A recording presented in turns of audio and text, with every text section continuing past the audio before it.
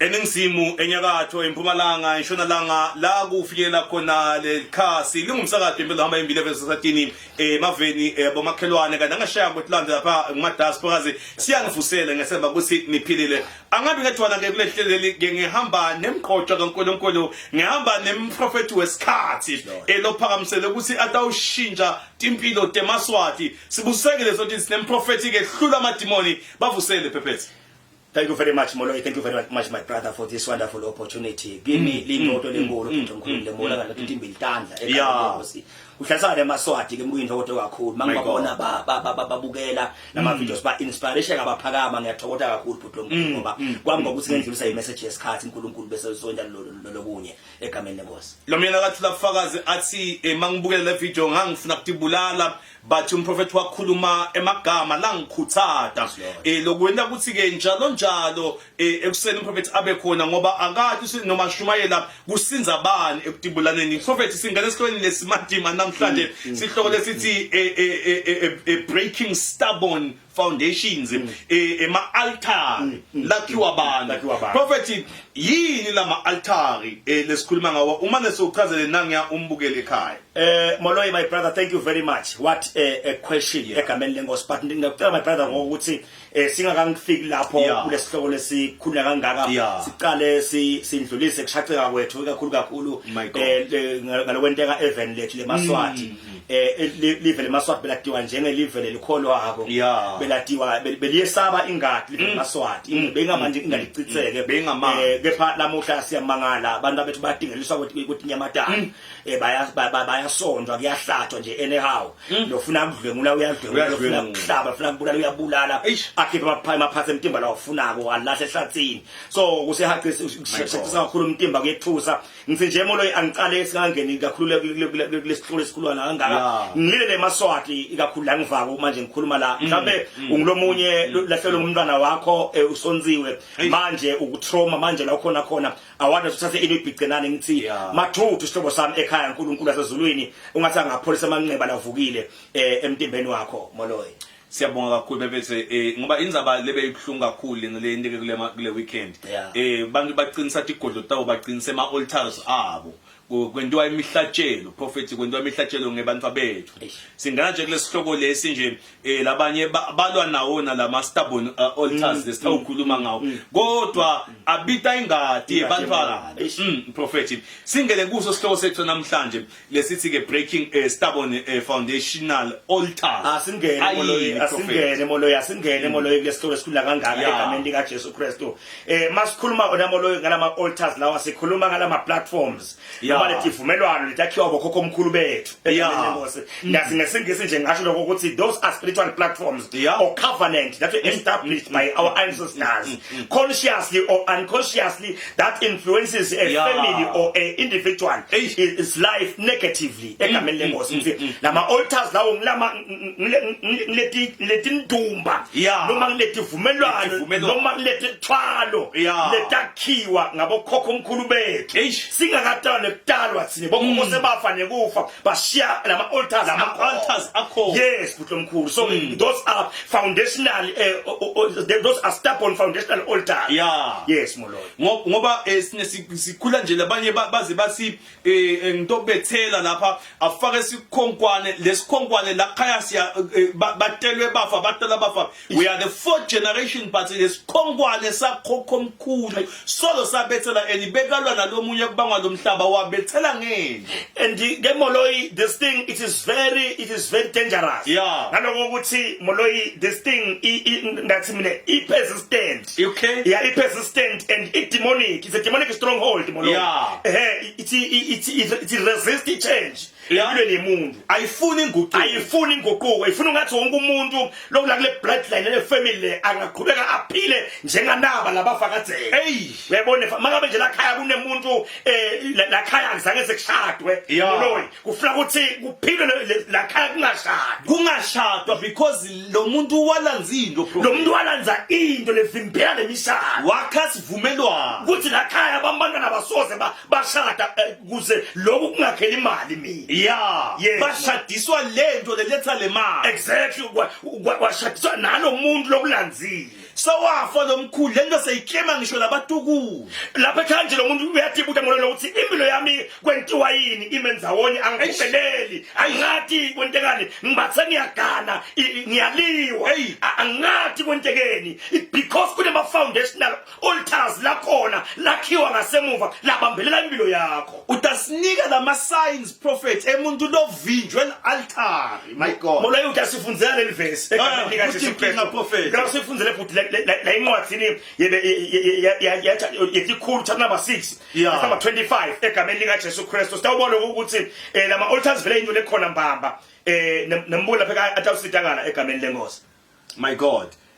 ngivula incwadi yekhulu chapter number 6 verse 25 number 6 verse 25 yes futhi ngicela kufunza prophet ngabona lobo busuku simakadze wakhuluma kuGideon wathi thatha inkunzi yesibili emhlambini wetinkomo teyihlo akube nguleyo leneminyaka lesikhombisa budzala bhidlita lilati leyihlo labhali ujube insika ya Ashera leseceleni kwalo kahle moloyi le Bible isitshela ngendzaba ya Gideon iBhayibheli lithi uNkulunkulu beka wambita Gideon ukuthi ahambe ahole isizwe sakhe so le Bible lithi ekumbiteni kwakhe uNkulunkulu Gideon manje kunenkinga nekhona babe wa Gideon abe nema altars abe awakhile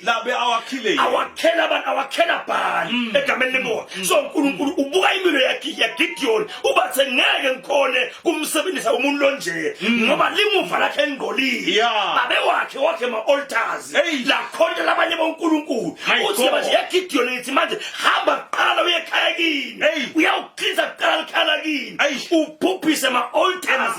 lakhiwa ngibabe wabo labe akhonta kibo ba prophet bakabhani before uqale kungisebenzele ngichazwa indzaba yasimathe nakambita lo Gideon uthi Gideon qhawe lelinemali kodwa lo muntu ebe ngukaphila impilo yokwesaba hlala emgedzeni prophet of God lokusho ukuthi noma ngabe ufunze kangakanani noma ngabe lo mfu une skill lesingakanani siswami noma ngabe umuhle kangakanani kodwa isilonke kunema altar lashiwa ngumkhulu noma ngibaba ngeke lento ikusebentele ngeke moloyi ngicela ukuthi uqale qala ukubhidla lama altars basimonoyi unaso certificate sakho ufunzile graduate my god but because there are altars that are busy and ungakhohlwa sebaqala ngathi these altars they are stubborn anengani athijila so uhambe bonke abafundisi kepha usitakala so uthandazile kepha ufu ngathi uNkulunkulu akakufa yini indaba sosabekha kunema altars la khona ayaclaim ayakulandzela adla yonke inhlanhla yakho uthi phela ukuthi what discover ukuthi nginema altars uta discover njani ke manje hamba ba prophet batokukhanyisela ngokusile ma altars ekhaya kini ladzinga lokuthi abhidlitwe then after ukukhanya indoda yakho ngoba Sunday ukwakhuluma ngendzaba yenongwane le inkaba yemuntu nale yafika yasatha yagqibezela lelikhaya lento vele iyaconnecta nalama altars lakhiwa lakhaya yavimbela lo muntu aphumelele prophet now la signs prophet angathi lo muntu lo vinjwa ngilama altars usenje kuqala nje nawusho wathi stubborn land so moloyi lo moloyi ubona lokho ukuthi kunema long standing patterns egameni lenkosi noma ke kunama generational like spirits noma generational things letendekako tiyathi phinza kulabantwana balakhaya laba balakhaya so generational issues egameni mhlambe lakhaya le indlala into yakhona kusukela emuva kusukela emuva so namanje lakhaya kusendlaleni lakhaya kwenteke silime sivuke into yasemuva idinga ukubreakwa egameni lika Jesu Kristu mhlambe lakhaya akudalwa nje abantwana nomuntu angemitha but umntana akambeleke akwenteke amgone kunemoya lokhona nomdlala swili mhlambe mkhulu wakho wathala ngebanjabelo ningakatona nekutala so manje ukuthi ungaconceive bese lesiboko sakhe nama firstborns onke ayodliwa nasipho egameni lenkosi so ngosiyami egameni laJesu ngaba futhi nakuthi la khaya kuyafiwa nje anytime ekhaya kuyafiwa nje so these things ekhaya ngeminyaka kuyafiwa kufa 2 or kufanele kube nelithuna and bafa babasha molo laba abakhuphi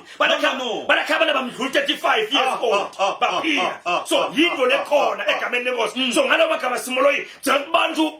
ngema signs lawo anama stubborn foundational altar lokuthi nje lomunye wasuyazama into insasayitawuphumelela prophet bese iyanyamalala bese seyaphela bese iyaphela ibitwa ngangema altar lakhiwe ngumuntu wawashiya la uthe prophet labanye bawenda bacautious sibakwenda bakwathi sibenda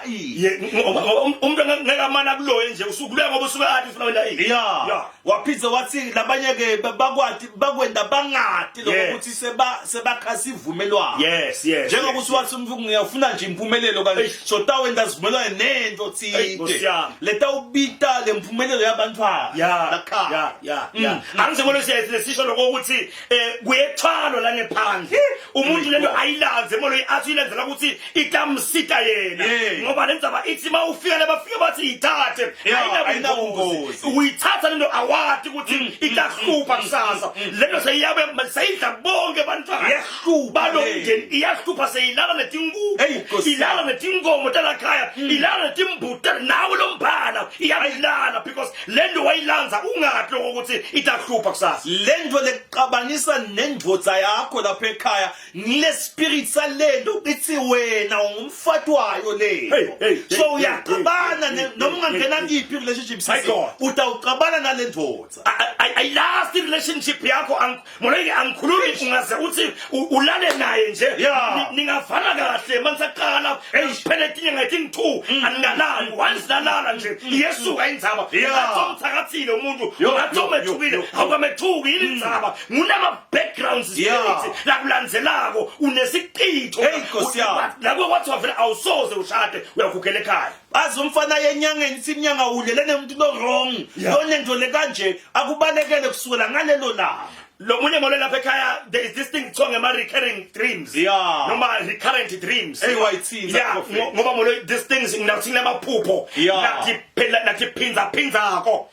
kubuya nje phindze kubuya nje now and then mhlambe lapha ekhaya nje uphupha tinyoka lapho ukhona netinyoka nje egameni lenkosi lawo ngema signs lokuthi there is something fish there is something lengahambi kahle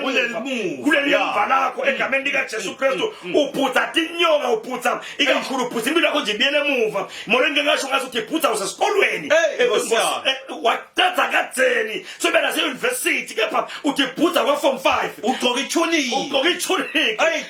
akade waqetha kusho kuthini uyakhomba ukuthi impilo yakho ibiyele emuva ayiyi phambili instead of living yourself shining ndiza uthi phutha usesikolweni ubiyele emuva uthi phutha ungithishela uthi phutha ubiyele emuva esikolweni khomba ukuthi impilo yakho ayiyi phambili my god lokusho ukuthi kunento lekufuna ibhidlitwe la kunqanywe leli altar lelingibitako lekhaya kulesinye isikhathi moloyi lapha ngosiyami there is this lesithiwa ngama repeated failures ikakhulu at the edge of your breakthrough uyabona ukuthi na uqala kahle uthi naku bafuna ukubambe bese kuyanyamalala uthi nya egameni lenkosi uqale ulungisele umshado wakho uthi ulungisele mawuqedza kulungiselela izinto zayisakufuna ikushiye kanjalo sowulungise konke bathe 17 bathi uyiphasile interview siyakuthatha siyakushayela impingo ugatha kuthi nyaka kuphele konke and lento sayithiphinza sikhathi lesithe awusadlo ngokuthi kwentekele those are stubborn foundational altars uye kumprofeti uye kumthandazi bakuthandazele ukuthi kugololophize kuvuke ngemandla le lento istubborn ayifuni ukushiya prophet ilomva imbambile inemagunya lampilweni yakhe lo muntu moloyi sithi ke thina sinawela lento yena ayidingi just a casual prayer lento moloyi istubborn idinga ukubreakwa singi warfare iwarfare hayi nakhona ukuthi ibreakwe umuntu nje idzinga umuntu lopower loku authority lo wathi ukuthi wenda ini uma sithi water ku one on one utobona nemprofeti sisuwa sithi water kumuntu wemagunya lo tawufike alwe nalento ngoba lento leyentiwa inetimbanzi uthi kaNkulunkulu mole kuGideon hamba ubhidlite nama altar lakhiwa ngubabe wakho egameni lenkosi labe kakhontela kiwo bombhali bese uyabuya ngiqala kabusha ujubele nsika qala bese uyabuya ngiyakhona ukuthi ngikusebentise moloyi indzaba ithi moloyi egameni lika Jesu Kristu babe wakhe bekakhonda phali so ngeke ukhontele uNkulunkulu la khona phela beguqa guqela abanye khona qinisile prophet so ngeke futhi ukhone ukuthi uqale udrive noma uphumelele kulento kunakubuzise ngayo usabitana ngema altar so kufuna bhidlito lama altar angithi nje molo sibatshela labo babole emakhaya sisile lapha ekhaya ubathe ufuna lo mshado ukhona hayi ngoba ukho umshado ukho bakune ma altars lentiwa lapha ngasemuva lama altars athi laba balakhaya abasoze bashada ngoba lo muntu lo walanzana into le wathi shadisa ngethi inhlanhla tenu nani nilayilana Nkosi egameni lika Jesu Kristu wena utawusuflathela noma makumadloda akwathe sewufuna yohlaba hayi uhlabele emadlodi kunento layabekwa lapha lefuna ingadi ngaso sonke isikhathi idzinga ubhidlito ngolo iphele ngoba ngolo lenzaba ithi kufuna uqine kuqala kungqondo my God before utawathi ukuthi uqale umsebenzi wakho noma kuze iglory yaNkulunkulu iaffect impilo yakho kudinga ukuqala wena uthi cleanse laqala kanjani ke manje break ama altars and break ama altars la kuyavela prophet ukuthi akashiphi molo ngoba lapha uthi engabona lobo busuku simakadze wakhuluma kuGideon wathi thatha inkunzi yesibili emhlambini wetinkomo teyi akube ngilele neminyaka lesikhombisa bucayi siyabona molo sithinga inkunzi lapha lekhuluphele and futhi ile ngaseyikhula khulile ayithole bese abantu beta nje balengezentanda bathi ke hayi mina ngetaje kumprofeti atongibhithele ma altar uyayiva indzaba yekuthi kubhiditwa kweli altar ukuthi kuthikana uve lo munye ngoba molo sine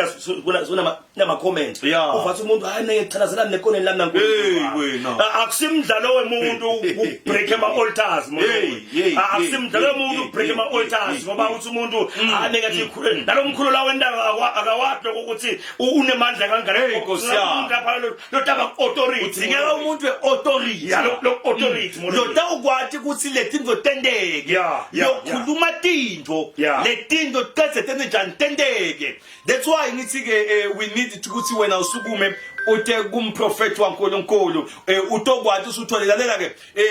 nangabe ulapha ekhaya lendlela ikhuluma improfeti ukuthi awuphumeleli kunendlela stubborn kunekugula labasina bakubeka tandla kuthi igogolo lophindze kubuye kune situation yokuswena nje yonke imvelo yendako ayiphumeleli into yakho yonke iyafa lamaphupho lakhuluma ngomprofeti aphe kubuya ngemaphupho laqhaza ukuthi wena ufike ngawubuyela emuva yonke imvelo yakho ifine ukuthi ngayibanjwe emuva uthi ke umprofeti akutshele ukuthi ngalesithathu kusasa ukhona ngalesithathu la mbekelweni la kuje khona emakhumbi lalela bhalisa manje kule nombolo lethu lotibonako shaya noma kiphi swazi mobile ukhona MTN ukhona shaya uthi prophet ngicela ngosiyami ukubona kusasa thatha lelithuba ude ngoba lama altars lawo akadlali nangemgcibelo ke nangabe uyasebenza ukugcina awukhona kodwa ngithi kude umlokazi akhona ngabe impilo imadima ngemgcibelo nga11 ekseni ukhona umprofeti kaNkulunkulu uyathanazela khona lapha embekelweni ngiyacela ushale dinombolo kuze kuthi ke utawusitakala prophet bungoti balama altars engabe bungakanani manje ngobe nange emaswati lamaningi ayati futhi sebatsheliwe ukuthi lento lena ibanjwe ngomsamo ibanjwe yini moloyi kuyingoti kakhulu ukushema altars angakathinda noma angabreakeki egameni lika Jesu Kristu ngoba indzaba ithi ungaba ngumuntu losinzisiwe lo matiko uNkulunkulu but uqhube uhlupheke baningi prophet ngazi ngatibuta ngiyanga sikhuliswa ngogogo ugqoka inkonzo usisa ku Sunday school lokho ngagcina ngayekela kwesolweni ukuthi gogo ugcoka inkonzo usibambisa imali tethu atifake envelope ethi balance tin shumi ngihambe but thina gogo la khaya siyahlupheka sihlupheka mbamba lokho kweswele kweswele gogo uthanda zonke malanga Nkosi yami ma altars altari lawa zange abreake uyamva uNkulunkulu ungephakathi kwakho ngisho uhlabela ingoma uyativa ukuthi uphakame hayi sengiconnect so kulesithathu yeah but impilo yakho mawubile ekhaya ukhanza calculating abantwana bakhalela abantwana bakuthi school fees bakuthi uyathi buthi yini indzaba kunela ma altars alemuva ladla yonke into yakho anzinga ukubreakwa egameni lika Jesu Kristu. This thing ngingabanga i-delay in destiny fulfillment. So mhlawumbe la mpilo yakho ihambe kancane impilo yakho. Banda bakho bayafail esikolweni. Uyayiqala ibhizinisi ayiphumelele. Uyagana manje sola wenza. So ufike shintshe amadoda kuhle umasokile. So there is this thing that delay i-destiny fulfillment empilo yakho. Mulama altars ladinga ukubreak. Afuna nje kusije abhidlitwe lama altars kunjani la kushobona ukuthi ke emaswati akithi Nkosi yami mina ngicela ukuthi nangabe ulapha ekhaya ngoba sikhuluma nje njalo sikhuluma nemuntu sikhuluma nawe no uyeva nje ukuthi le timo tikuphethe kanje ukhona lapho babukela ngone lapha ekhaya no simbambile prophet nangu tiuphethwe inkinga tithi yo but akafuni kusukuma phasi dayasukuma usubela impilo yakho uphathe nje umnikelo elonga 150 but ke ngiyathi mina ingizaba yakho ayisiko 150 kunjalo le nkinga lokubhekane nayo masukuma ngoyisisi usinkulunkulu lapha lenciyakhe la uGideon uthi thatha inkomo yesibili futhi umuntu makalanza nama altars la uphuma inkomo uphuma sibaya uphuma timbu uyabona bese wena uphatha ukuthi nje ukhala 150 uthi seliyathengiswa livangeli Nkosi yami sitawuhlupheka livangeli likhona kodwa kukhulula umuntu lobanjwe ngema altar umuntu kholwe ngangakuthi ngoba ngeke sikufihle prophet ukuthi siyakholwa futhi siyezulwini masifa nje la siyahamba siyekhaya ezulwini ngoba semukele Jesu sikholiwe siphila impilo yokukhona kodwa siyahlupheka futhi masifa thine sishiya altari lamkhulusulo limile lokusho ukuthi bantu abethu yebo batawuqhubeka bahlupheke moloyi angisilento noma ngabe uyiyekela ungayi attend wena njengemntana this thing ayino breakeka even nebantu bakho itabalandzela lento le so ngasike mnebabukeli yembukele ekhaya this thing that you are failing to confront it will confront your children tomorrow nayindlela longakhona lokuthi uyisukumele uyiqonze uyibreak ngekusukuma phasi ufunela usito itawuhlupha abantu bakho kusasa ngiyangitsike mine prophet mhlawumbe kwa ekhayikini lama altari onke akahle ethathe wethu konke kwahamba kahle manje sewunenkinga lapha sowuhambe wayo wenza ekhaya lelina lama altari waqotshiswa nelibovu umhlabathi wakhona wahlaba ngesikhali wafunga kuthi wena sewuyawufela khona la kulama altari la khona ever since wenza lempilo yakho ayisahambi kahle Jesu awusaphumeleli so kumcoka prophet bekuthi bantu babetha bo partner babe bathi umprofeti atofike ngoba nine nicinge kulethi bonaka ukuthi awubona sithi hey yesisi le ndvodza lena loyishadako le isekhaya lelikabi lelisebuthakathini moloyi asigcine ngayo leyo ikakhulu moloyi indzaba lenkulu kakhulu indzaba ekusukuma phasi usukumele na even na partner wakho ngoba khona abo partner badzinga kusukumela moloyi because the Bible lithi after God creating a man he then created a woman so what but that woman was created out of a man so uNkulunkulu wakhipha libhamu endzondzeni wathi umakhela umsidi lotawufuta yena lotawufana in others mangabe unendvodza lapha ekhaya nobona ukuthi ayinandzaba nempilo ayisukumela impilo yakho wena phela umsidi waloko sukuma phasi umbambe ngesandla asambe siyawusitakala thatha leskipa sakutena sokumprofeti mangabe asitapo njalo altars lawa naye ngoba nasabanjwe kulama altars uba stubborn akasafuna lokuthi akwakona uthi buka lokho usilendvodza yaba nelaka kangaka khaya kwende njani Nkosi yami. manje ngama altars la stubborn hey prophet iyakwethuka iyakushaya ayiweka ilalethwa iyagwadla lemvodza uthi buta kwentekeni there are foundational altars empilweni yendvodza Nkosi yami sukuma emake ude ngoba prophet baningi labo make lababhidlikelwa imishado yabo Yeah. It was sweet and everything but because kunendo lefwe nyawo seyibhidlita lelikhaya ibhidlita umndeni kwakhiwe prophet mahle lamakhaya hahle lamakhaya but kuyabhidlika konke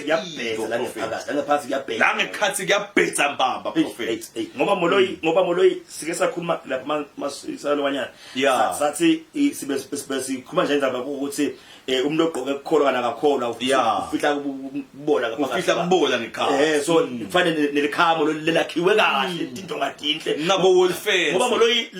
lama altars lawa mangabe alanziwe ayayifaka le mali Yeah. la mali atayifaka but lakhaya kude kuthula Eish. ubone tindvongo ubone imoto etinhle labahamba ngathi lamali but kude kuthula empilweni kude kuthula lakhaya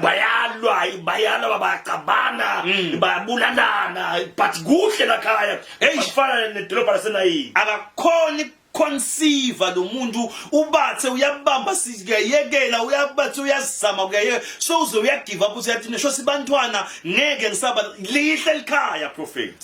moloyi noma sekunjalo kepha moloyi sinawe siyabatshela sithi those altars are defeatable. Yeah. All for you is to stand up for your life. Yeah. Sida ukhulekela. Ushilo moloyi wathi ngikhona kusasa ngalesithathu. Noma kanjani ngikhona nangemgcibelo ngicala nga11 vele isikhathi ekuseni. Ungaphuthela. Ngosiyami ngithi makabe nje unenvodza yakho lokungayitholi kahle ukuthi mhlawumbe ingento engathi ihlaselekile la. Phathi impahla yayo egameni lenkosi. Makabe impahla yayo kunjani njani phathi isithombe sayo egameni lenkosi. Makabe unelikhala lakho akuphumelelwa. Phatha lo mhlabathi. Umhlabathi. Uthe ukhulekele siphathi selgqomo siphathi semandla. Utahamba la wena ekhaya ufike usakathe emalini yakho ushintshe sonke isimo eka unemngana umntwana wakho akabona esikolweni phatha libhuku lakhe Phatha le-exercise. ute nalo egame solikhulekela egameni likaJesu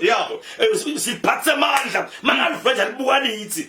ngoba nebathakathi bafuna ukuloya abantu abethu bantshontsha lamabhuku moloyi Nkosi yami. bathakathi lamabhuku Nkosi yami. thanda umntana alifuta libhuku nekhona akutholakala lobuthakathi khona Nibhizi hey nakho kwafa ngecancer nalona icancer no lenva generationally altar lelakhiwa lidinga ukubhidlita moloyi uyaphikita ke ma altar umprofeti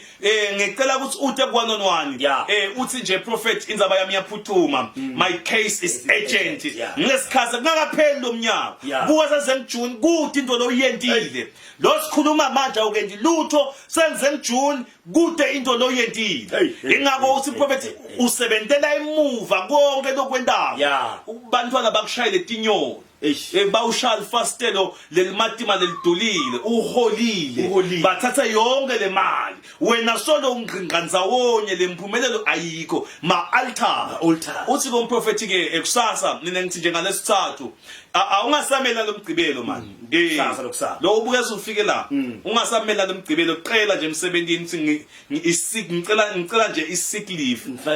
ngoba vele uyagula kahle kahle lempilo iyagula ngoba idemon molo idemoni ligula idemon baliklasele kahle kugula umshado akusiyimpilo lo khaya kude kuthula ngizonilela lo babi lo uyaflathelana nje igapha lobuka lobuka le nani lebusuku bonke prophet noma ungayi emsebenzini ngeke ube productive lo mfu uyagula lo muntu kuthi akaphatheke emtimbeni kodwa kamoya uphatheke lo muntu ngeke azabe productive une stress emaleke police yathi ukuthi nebantu abaphatheke lapha emakhaya lemademoni makabangene kahle awafuni basukume phasi angithi lama altar astable anendo kusiwa ifoothold abambathi ngqi angayekeli ngabe bese sizobe sesukumelwa lo mfati athathe lempahla sukume nawe wena ndvodza la ngabe uyambona lo mfati ukuthi so nje thatha le mpahla yakhe ute kumprofeti kaNkulunkulu atoyithandazela ayi asivalelise prophet of God sesidlule siyavalisa siyabonga kakhulu uhlala nawe ke kuze kube ngesikhathi ngithi ke mina ke nangabe ubukele wazi wafika kulesikhathi lesi hayi uNkulunkulu bevela afuna wena kanti ke futhi ke nangabe futhi sikulimatile hayi bese vele siqonze khona lento besigejile na ulimele sigejile lento besifuna ukubulala wena ngoba into lesifuna ukuthi abantu baphile na uthunukele le altar manje ke ngeke silincestele prophet That's to asifanelise kuthiwa yini baphasi kumele nice kuba nama oil tire anyways futhi akunenzaba sihlobo sami ekhaya kuyinto kakhulu ukuhlalisana nawe namuhla egameni lika Jesu Kristu ngibona umthebo sinawe lapha ekhaya khona usitayela yakhulu phakamile kamoya ema altars dot discover kumaphasi sasa sikhona mbewele siyasebenza nomgcilo sikhona egameni lenkosi ngiyayithi ke mina emono when I see your face I shall prophesy and once I prophesy you'll